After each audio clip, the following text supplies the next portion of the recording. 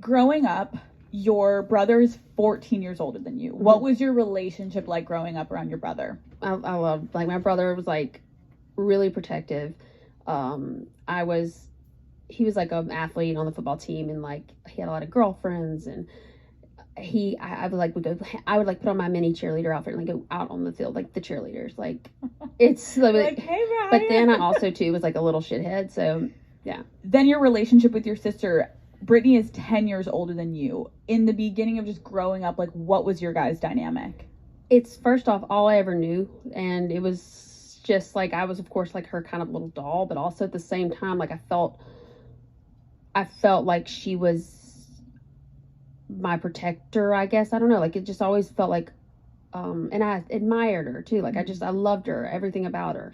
And my mom did work, and it was always kind of like a group effort to, like, make sure I was taken care of. By the time you were entering first grade, yeah, and your sister Britney Spears was becoming a household name, yes, in 1998, Hit Me Baby One More Time debuted. Yes, it was massive. Do you remember when that song came out, and, like, how did your family celebrate? So first off, I was so confused.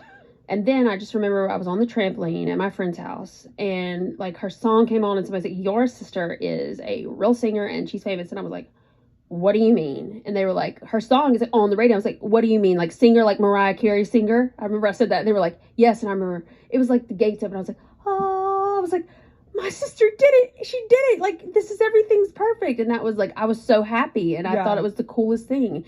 But it was in real time learning.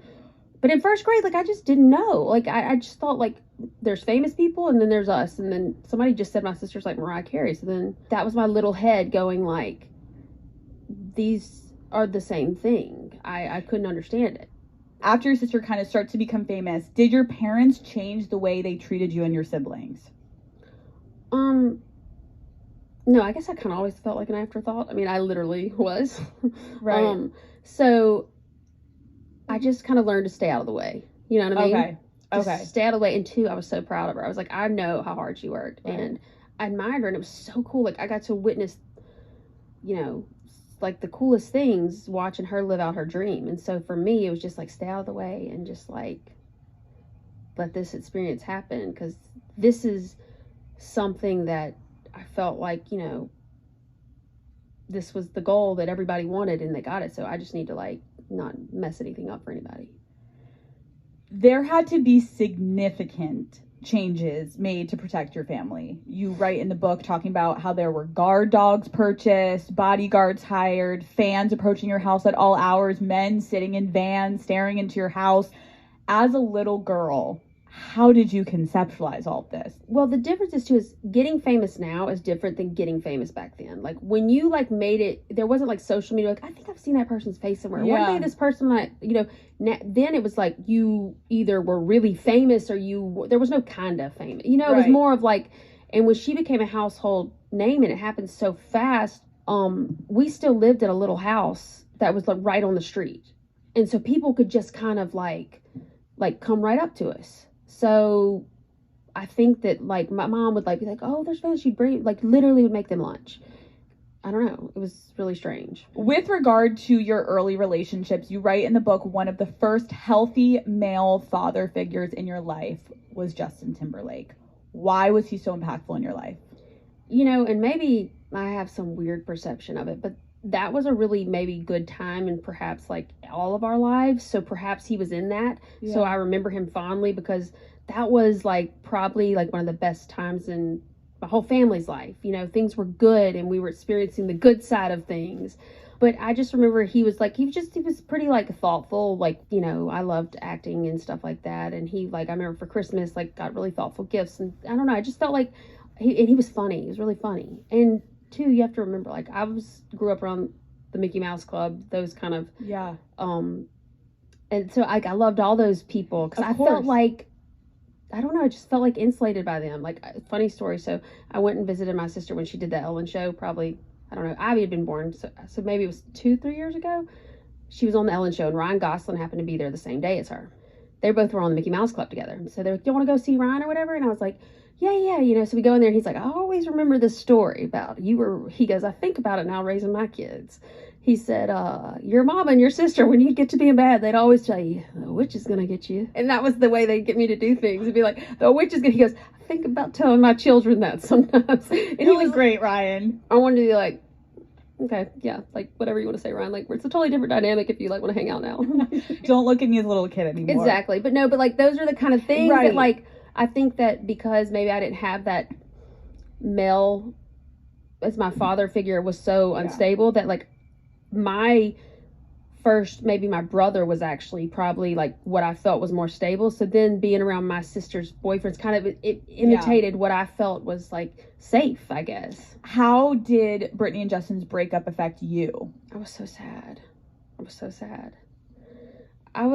I don't really know why I was so sad, but I was, because, like, I think everybody thought it was forever. Yeah. But I was so sad, first off, because my sister was so sad. Yeah.